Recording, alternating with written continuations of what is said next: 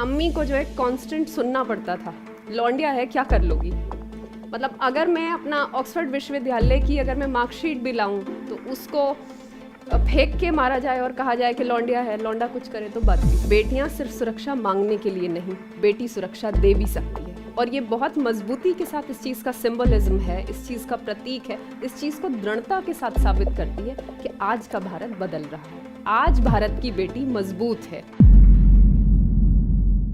नए लोग, नई कहानियां और नई सीख जोश टॉक्स एंड्रॉयड ऐप पर डाउनलोड करें अभी। नमस्कार, मैं इल्मा अफरोज़ आप सभी से ये कहना चाहती हूँ कि अगर मैं कुंदरखी में एक ग्रामीण क्षेत्र से आकर एक किसान की बेटी होकर ज़िंदगी में बड़ा सोचने की और उसके लिए पूरी मेहनत करने का बीड़ा उठा सकती हूँ, तो ये क़ुव्वत आप सभी में है, चाहे आप गांव के हों, चाहे देहात के हों, स्त्री हो, पुरुष हो, डिफरेंटली एबल्ड हो, आप जो भी हैं, अगर आप खुद में हिम्मत रखेंगे, हौसला रखेंगे, यकीनन आपकी मंजिल सिर्फ आपको आइडिया है कि आप कहाँ तक जा सकते हो। मैं 14 साल की थी जब मेरे पिता का देहांत हो गया था। उसके बाद मेरी अम्मी ने मुझे बड़ा किया, ज़िंदगी में ऊंचा सोचने की और ये मानने की, इस बात पे खुद पे अपने पोटेंशियल पे यकीन करने की हिम्मत मुझे अपनी अम्मी से मिली। और बच्चों की तरह जब मैं उन्हें देखती थी कि वो कोचिंग जाते थे, मोटी मोटी किताबें लेके इस तरीके का खर्चा करते थे मेडिकल और इंजीनियरिंग की पढ़ाई के लिए, और मैं अपने घर में पलंग पे मोमबत्ती के सहारे पढ़ रही होती थी, मेरे दिल में भी ये ख्वाहिश थी कि मैं उन बच्चों की तरह कोचिंग जाऊं या मेडिकल करके बड़ी डॉक्टर या इंजीनियर बन जाऊं। मगर उस वक्त घर में खाने के लिए हो जाए, यही एक बड़ी बात थी जो मेरे ख्याल से भारत के 80% किसानों के बच्चों को ग्रामीण क्षेत्रों में समस्याएं हैं, उसी तरीके की समस्या मेरे घर में भी थी। तो अम्मी अकेले मेरी परवरिश कर रही थी मेरे छोटे भाई की, और मैंने ये सोचा कि मेडिकल और इंजीनियरिंग का बुखार, इससे मैं अपनी मानसिकता को पीड़ित नहीं होने दूंगी। और मैंने दिल्ली विश्वविद्यालय के सेंट स्टीवंस कॉलेज में बीए में सीधा दाखिला लेने का निर्णय लिया। सेंट स्टीवंस कॉलेज के बाद मुझे विलायत जाने के लिए छात्रवृत्ति मिली। छात्रवृत्ति के पैसे वहाँ पढ़ने और वहाँ रहने के लिए थे, जाने के टिकट के लिए नहीं। तो टिकट के पैसों का इंतज़ाम करने के लिए मैं खेतों में गई। वहाँ गेहूं की फसल कटी हुई थी, तो बहुत धूप हो रही थी, सख्त गर्मी थी, पसीना आ रहा था, और मैंने देखा कि चौधरी हरभजन जी, जिन्होंने मेरी परवरिश की है एक परिवार के सदस्य की तरह, वो खेतों में गेहूं काट रहे थे। तो मैंने उन्हें बताया कि दादा, मैं विलायत पढ़ने जा रही हूँ और हवाई जहाज़ में उड़ के जाऊँगी। उस वक्त मैं पेरिस जा रही थी, Paris school of international affairs, यानी पेरिस अंतर्राष्ट्रीय विश्वविद्यालय, सियोंस पो। तो उन्होंने मुझसे पूछा कि बिटिया पढ़ लिख के क्या? मैंने कहा कि विलायत में पढ़ूंगी, फिर पढ़ लिख के वापस आऊँगी यहाँ पे आप सबके पास।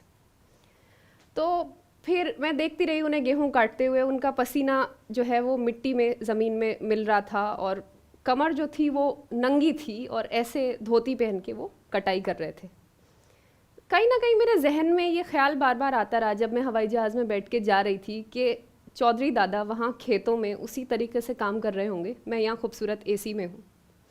फिर अगले दिन जब मैं सियोंस पो पहुँची, और वहाँ पे जो स्पायरल स्टेयरकेसेस हैं जिनमें बहुत खूबसूरत लाल कालीन बिछे हुए होते हैं, वहाँ भी मुझे बार बार वो सीन याद आ रहा था कि चौधरी दादा फिर वहीं खेतों में काम कर रहे होंगे उसी तरीके से।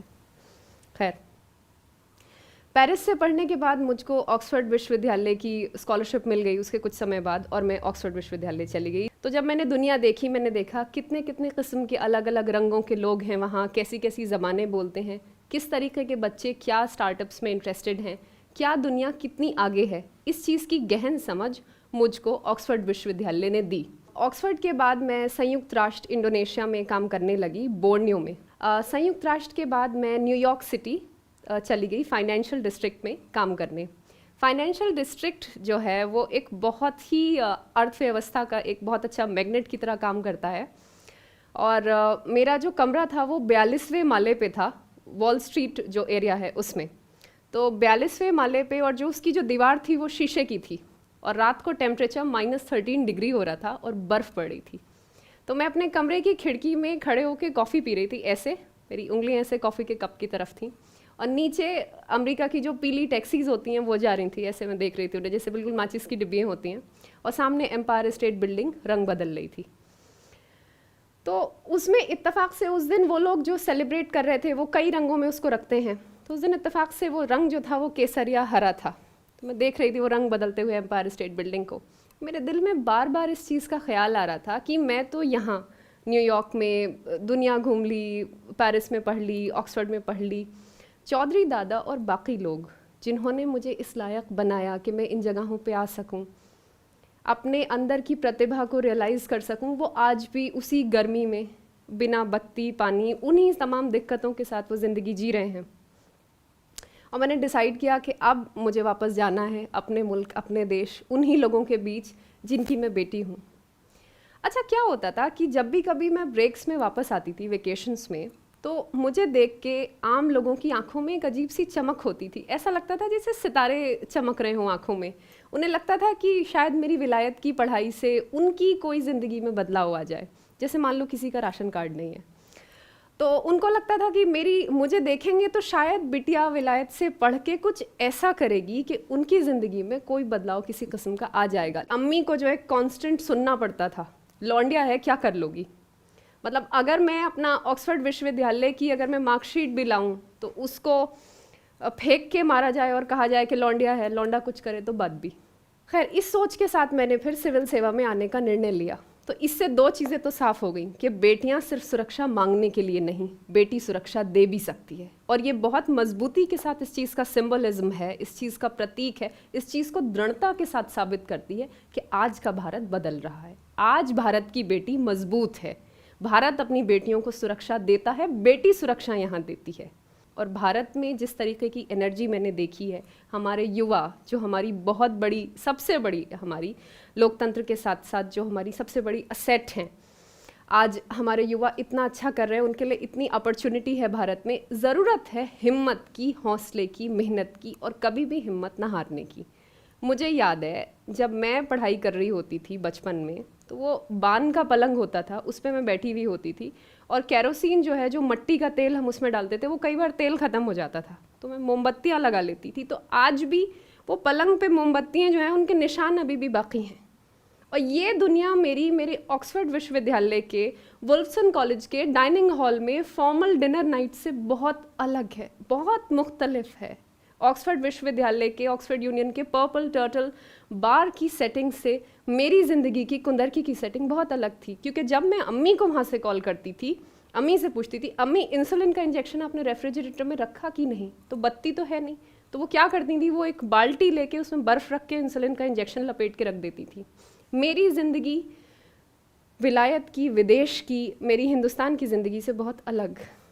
लेकिन अब मुझे लगता है कि यहाँ वापस आकर अपने मुल्क, अपने लोगों को गले लगाकर, अपने मुल्क की समस्या को समझकर कि मेरे देश में बेटी मजबूत है, बेटी सुरक्षा दे सकती है, बेटी आपके लिए है।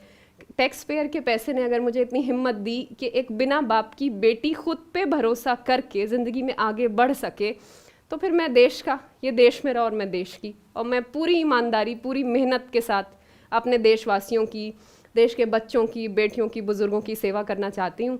और मुझे लगता है कि शायद इसीलिए हम इंसान हैं।